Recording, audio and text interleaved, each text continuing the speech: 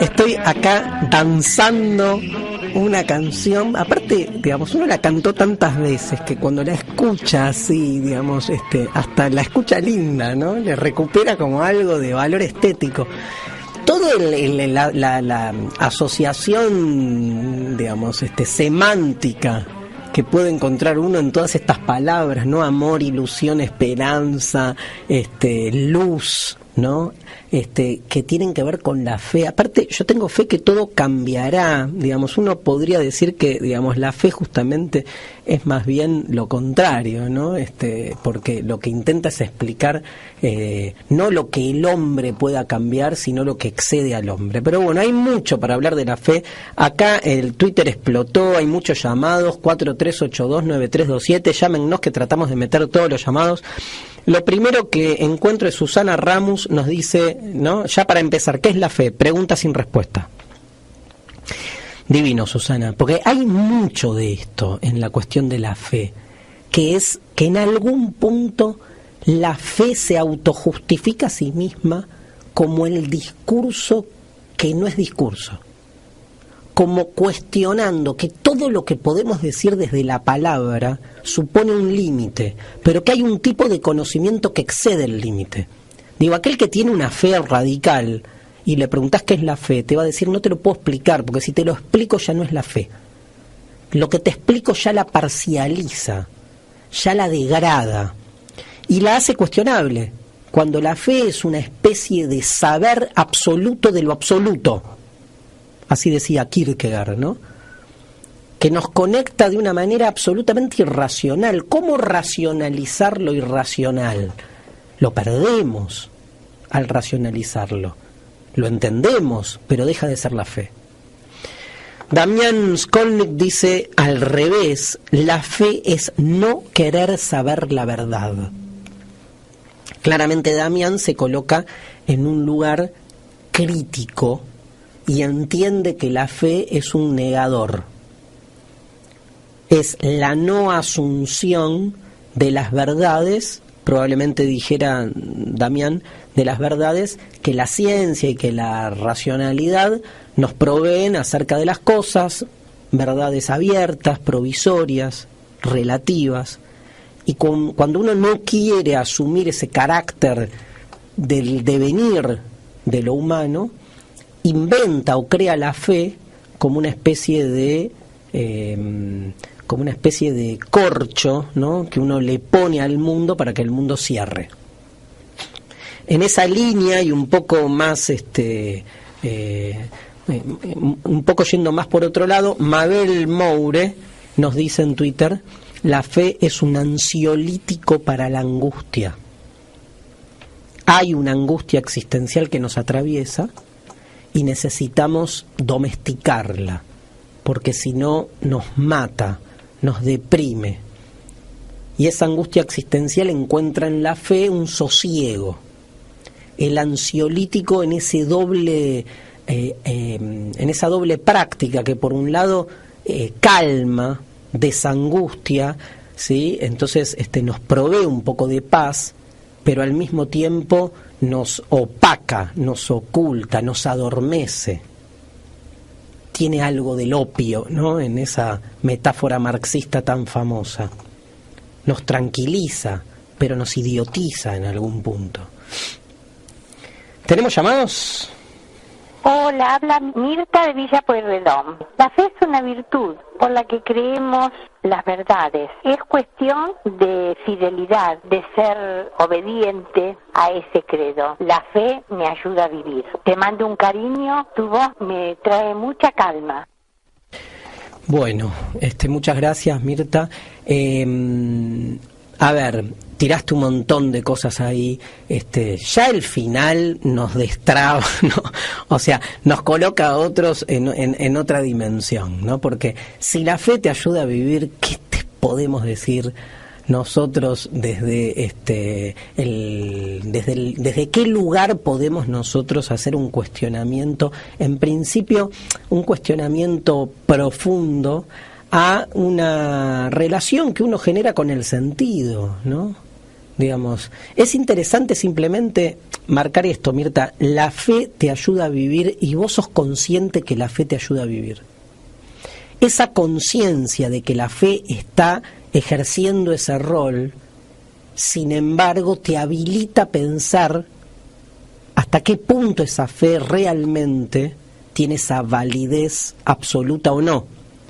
Porque te estás dando cuenta que la fe te ayuda a vivir. Digo, en ese acto reflexivo le das lugar a que la fe está cumpliendo un rol y que en principio podría no ser, pero vos elegís que sea. Muy interesante y la relación, digamos, una lectura bastante religiosa de la fe como un acceso a la verdad, una verdad que la razón, sin embargo, no puede alcanzar, y que por eso se inicia el camino de la fe cuando la razón llega a ese límite. Esta lectura es una lectura desprovista de uno de los elementos claves de la fe en el monoteísmo. Digo, a ver, no hay una manera de definir la fe claramente, hay muchos formatos de la fe. Mirta hablaba de fidelidad. Fides en latín significa fe, ser fiel. Se las regalo para el martes que viene, que vamos a hablar del amor. Digamos, ser fiel tiene mucho que ver con la creencia, con la fe. Entonces no hay una definición única de la fe, y lo que digo es, hay una particularidad de la fe en su formato religioso monoteísta, sobre todo en el católico. El cristianismo hace de la fe un dogma. Cuando digo un dogma, digo, la fe no es un acto irracional que uno tiene libremente y entonces se convierte en una búsqueda de una verdad que tanto la razón como los sentidos no pueden alcanzar. Esa fe anárquica es todo lo contrario de lo que la fe religiosa propone. La fe religiosa no solo propone que hay fe, sino que entiende que esa fe tiene una normativa detrás. Es una fe que viene, les diría, con un manual de instrucciones. Con lo cual, y lo digo con todo respeto, me parece que hay algo de la fe que se nos cae si viene tan predeterminada. Cuando en algún punto, ¿no?, cuando Kierkegaard dice que la fe es el saber absoluto de lo absoluto, se pelea contra la institucionalización de la fe. No la niega, todo lo contrario. La razón no alcanza. Démosle lugar a la fe, ¿vale? Ahora, no puede venir una institución religiosa a decirme de qué manera esa fe tiene que tener lugar, porque entonces la termina racionalizando. Uno puede asociar la fe con algo más, si quieren, de un índole más místico, o de una especie de capacidad de conexión con lo irracional. Pero entonces no puede venir de ningún modo prescrita, ni con normas. Tremendo, ¿no? El mono neurótico, Lindo Nick, nos dice: la fe es el anticuerpo que nos protege de la razón, de lo contrario moriríamos de tristeza antes de tiempo. Qué lindo, bueno, muy bien, muy bien. Igual, digamos, pensar a la fe como anticuerpo ya la coloca de nuevo en una estrategia del ser humano por sobrevivir, ¿no? Nash dice: es la respuesta a las cosas sin respuesta. Bien, de nuevo. Ulises claramente nos baja a la realidad y, sabiendo de mi adicción a Estudiantes de La Plata, dice: la fe fue creer que Boselli le hiciera un gol a Cruzeiro en el Mineirao. Milagro fue que efectivamente se cumplió. Bueno, no, Ulises, el bilardismo es todo lo contrario a la fe, es la táctica al servicio del resultado. Lo dejamos para otro programa. Leandro Fusca dice: es la capacidad de exteriorizar sentimientos inexplicables y a veces sin razón. Creo. Muy bien, Leandro. Bueno, hay algo de ambigüedad en la fe, ¿no? Hay algo de ambigüedad en el creer. ¿Por qué usamos la palabra creer para afirmar verdades, cuando creer tiene que ver con la duda, tiene que ver con lo que no puedo afirmar? Leo dos más y vamos a la pausa. Paula dice, la fe es creer por alguna razón fuertemente en que algo va a cambiar o puede suceder. Y no hablo de religión, tal cual. Es como tener una esperanza, ¿no? O en una especie de concentración sobre uno mismo pensando que ese deseo puede cumplirse, pero que no tiene ninguna lógica. Leonardo Cáceres, la falta de fe vendría a ser algo así como una anemia espiritual. Probablemente. Y Gastón dice, la fe es ese billete de 100 que encontrás de una temporada a otra en un saco. Bueno, Gastón, tiene una explicación, te lo olvidaste. Pero bueno, si querés creer que hubo una mano de Dios, perfecto. Vamos a la pausa y si Dios quiere y tenemos fe, volvemos en medio minuto. Darío Steinschreiber, el innombrable. Tenemos otro gran pensador que nos va a hablar de la fe, está del otro lado del audio, lo escuchamos, señor Peperino Pómoro. Ya en la encícula Tutus Juntus Cumbusé, el mártir Peperino nos habla de la creación. Y qué importante, entonces, cuando no había nada de nada y estaba él solo, y tiene hambre, y dice, quiero comer, y crea un bife. Inventa así el asado y dice quiero algo dulce y crea el flancito y dice quiero dormir una siesta y crea así el colchoncito y de a poquito va creando todas las cosas que hoy tenemos. Ya en su casa, en la casa del mártir Peperino Pómoro, donde se encuentran los sagrados patines del mártir, uno puede ir, llegar y visitarlos. Para despedirnos y redondear, quisiera que recordemos siempre que es más posible, pero mucho más posible, que un peperiano entre a la casa de Peperino sin golpear, a que el mártir Peperino nos haga pasar sin llamar. Y hasta la próxima, querido televidente. Bueno, al fin algo serio. Basta de tanta filosofía. Escuchemos, no hay mejor filosofía que el humor. No hay mejor manera de desmantelamiento de la solemnidad de las verdades que desde el humor. Gracias, amigo Peperino. Vamos a escuchar, tenemos algunos llamados, tenemos mucho Twitter, acá Medios y Enteros nos dice, la fe es la utopía que todos tenemos que tener. Bien, ligar a la fe con la utopía. Mariano nos dice, la fe es creer algo que no es posible. Carolina, ¿cómo te va? Carolina Fratari, vieja amiga, dice, la fe es poner muchas ganas para que algo suceda, o un deseo que por alguna razón se hace realidad. Y Gisela nos dice, ¿podría ser que la fe también es ahondar en uno mismo? Wow, ¿no? Qué lejos está de la verdad este tipo de lectura de la fe. Escuchamos los llamados. Hola, habla Juan de Lanús. La fe como una creación humana, un impulso para llegar a lograr una meta. Pero en un momento caótico que pueda llegar a tener una persona, la fe podría llegar a transformarse como un instrumento, una necesidad y que sirva como impulso para sobrellevar eso y salir. Hasta luego, Darío. Bueno, muy interesante acá el comentario, sobre todo porque, de nuevo, coloca la fe casi como una necesidad impulsora de acción, ¿no? Claro, uno podría preguntarse, ¿alguien podría hacer algo si no creyera en lo que está haciendo? Y esa creencia, esa convicción previa, ¿está justificada racionalmente? Y no. Entonces, ¿no hay fe mucho más allá de lo que nosotros suponemos? Más si la ligamos con esto, ¿no? Con la convicción, con el deseo, con el impulso. Tenemos otro llamado. Hola, desde acá Villa Pueyrredón, Cristina. Wow, Platón. Hoy estás, profesor, como Einstein, bastante con la física cuántica. Parecido, ¿no? Cuando quiso unificar los campos, esa ecuación que tuvo que abandonar. Bueno, la fe, dicen que es no tener un conocimiento perfecto de las cosas. Chao, profesor. Bueno, gracias, Cristina.